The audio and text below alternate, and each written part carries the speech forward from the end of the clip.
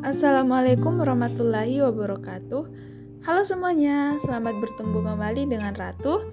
Dalam kesempatan kali ini, saya akan menjelaskan mengenai deteksi molekuler SARS-CoV-2 dengan metode real-time PCR. Sebelum kita masuk ke metodenya, mari kita cari tahu dulu apa sih itu real-time PCR. Seperti yang kita ketahui, SARS-CoV-2 merupakan virus RNA. Dalam mendeteksi virus ini digunakan metode yang merupakan metode gold standard atau standar emasnya, yaitu Real-Time Reverse Transcription PCR. Nah, metode ini merupakan metode yang melibatkan konversi RNA virus menjadi cDNA melalui proses reverse transcription menggunakan enzim khusus.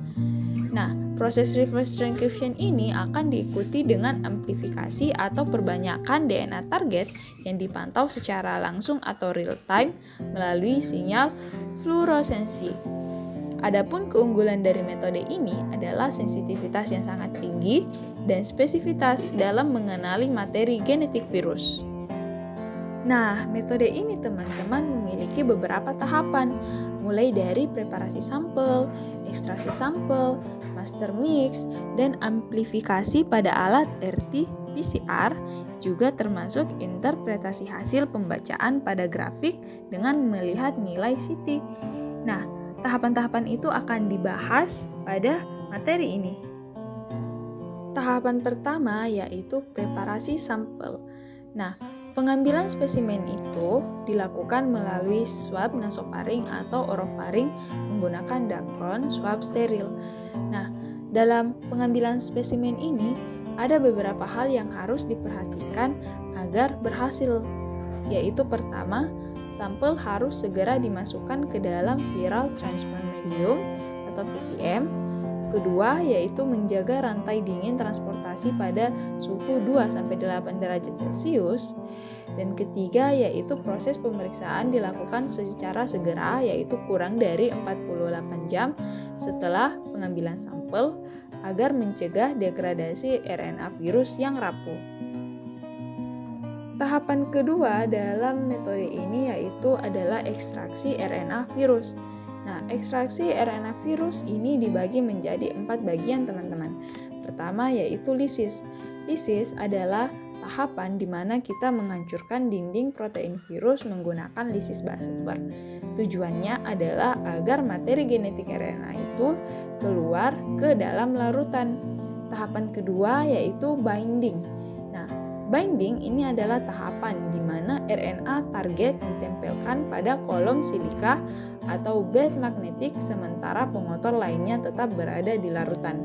Kemudian ketiga yaitu washing atau pencucian.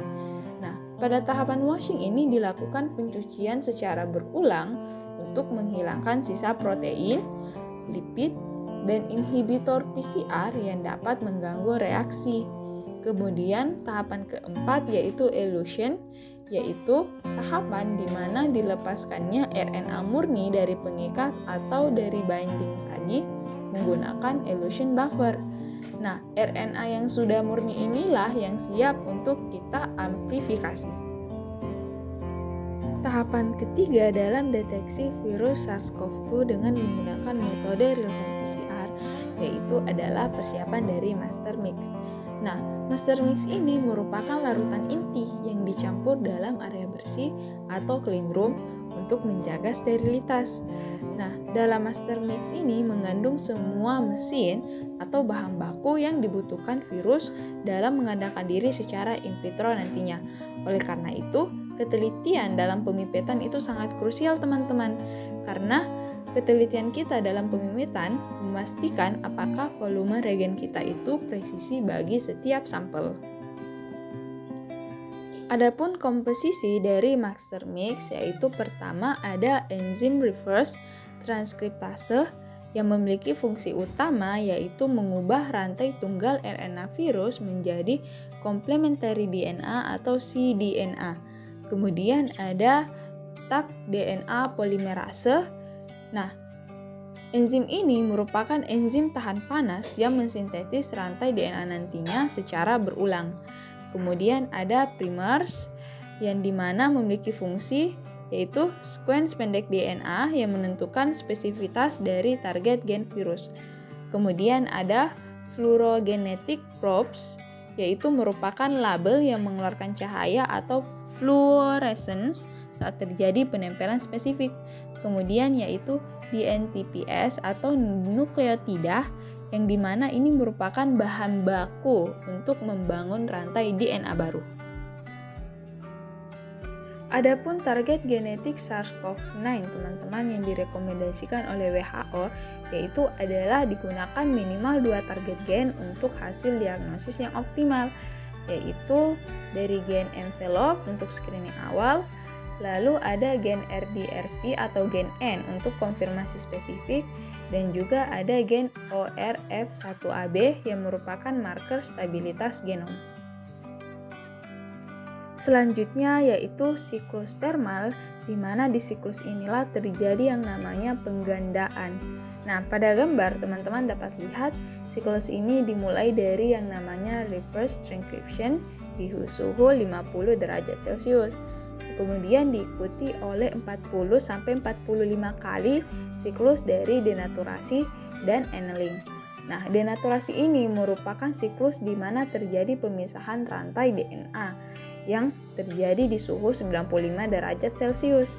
Dan kemudian annealing atau extinction atau penggandaan adalah siklus di mana terjadi penggandaan dari DNA tadi teman-teman yang terjadi di suhu 60 derajat Celcius. Kemudian interpretasi grafik. Nah, hasil dari real-time PCR tadi teman-teman itu divisualisasikan dalam bentuk kurva sigmoid. Kurva sigmoid ini merupakan kurva pertumbuhan sinyal cahaya terhadap jumlah siklus seperti yang ada di contoh sebelah kanan gambar. Nah, pada pembacaan kurva ini, sampel akan dianggap positif SARS-CoV-2 jika kurva memotong garis threshold atau ambang batas.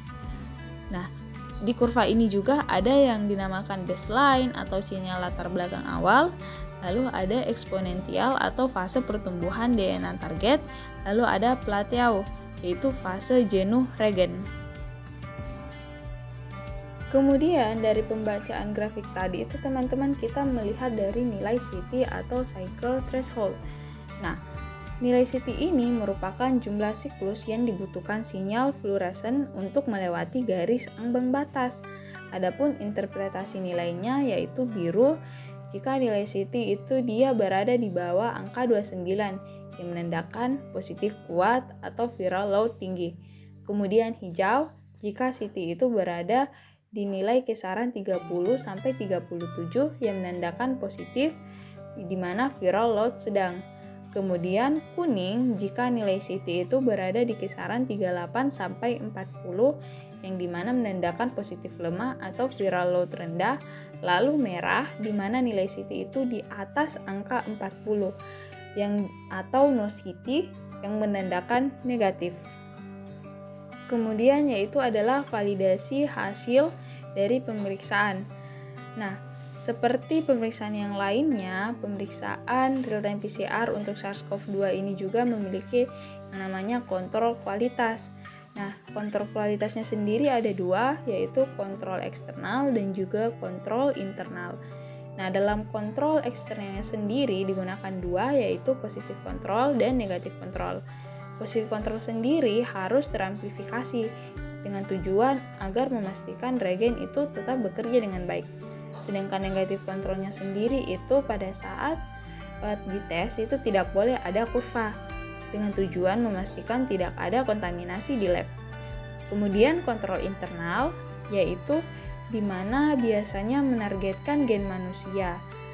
Nah, jika isi ini sendiri tidak muncul teman-teman, maka hasil dianggap tidak valid atau invalid karena kemungkinan kegagalan ekstraksi atau adanya inhibitor.